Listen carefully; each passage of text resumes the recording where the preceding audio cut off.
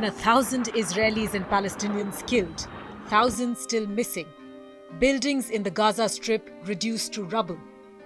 It's the deadliest escalation of the Israeli-Palestinian conflict in decades.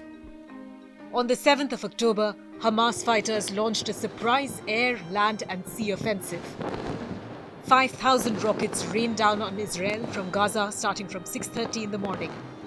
And this was a cover for Hamas fighters who cut barbed wire fences and used boats and paragliders to breach Israeli territory. Hamas claimed it launched Operation Al-Aqsa Flood to put an end to Israel's crimes of occupation.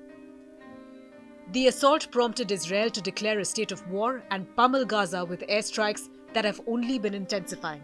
Prime Minister Netanyahu vowed to destroy Hamas's Gaza strongholds and turn them to dust. Tensions between Israel and Palestine did not happen overnight. They have been simmering for decades. The Israel-Palestine conflict began when Britain took control of Palestine after the Ottoman Empire was defeated in World War I. The tensions grew between 1920 and 1940 when Palestinian Arabs opposed the relocation of Jews in the area. In 1948, British rulers left the area, unable to control the conflicts, and created a catastrophe in Israel, forcing Palestinians to flee. They fled to Gaza, the West Bank and neighboring Arab countries, and the Palestine Liberation Organization was created in 1964.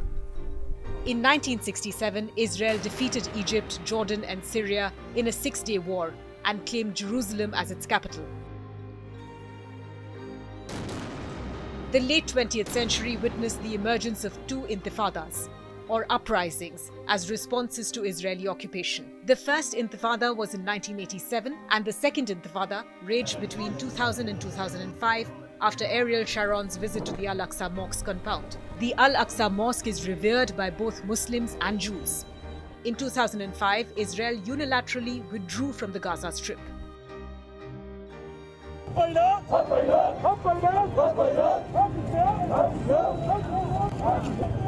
Hamas stands for the Islamic Resistance Movement and is a Palestinian political and military organization established in 1987 during the First Intifada.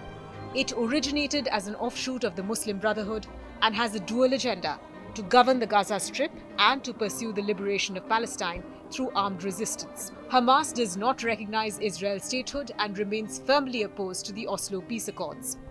Instead, it envisions a Palestinian state within the 1967 borders, and it employs violent means, such as attacks on Israeli soldiers, settlers and civilians, to achieve this goal. The United States, the European Union, Canada, Egypt and Japan designate Hamas as a terrorist organization due to its use of violence, including suicide bombings.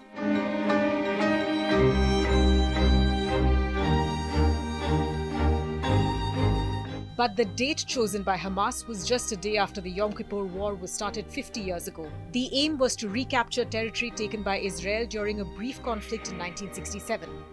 Hamas has called on its fighters in the West Bank and the Arab and Islamic worlds to join the battle against Israel.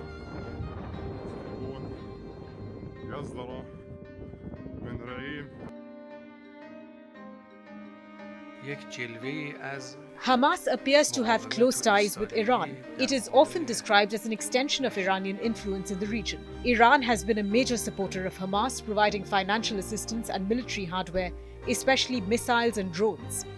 Iranian leaders, including Ayatollah Khamenei, have publicly expressed support for Hamas and its attacks against Israel. Hezbollah, another militant group linked to Iran, has been involved in the conflict. The group launched attacks in support of Hamas and opposed any normalization of relations between Israel and Arab states, particularly Saudi Arabia. What's clear is that war has returned to the Middle East. Israel's heightened airstrikes have triggered a humanitarian crisis in Gaza, with many people struggling to access basic necessities such as food and water. Palestinians in Gaza and the West Bank claim they are suffering due to Israeli actions such as blockade of Gaza, the construction of the West Bank barrier, and the destruction of Palestinian homes. Israel has cited the right to defend itself as Palestinian militants carry out attacks on Israeli civilians.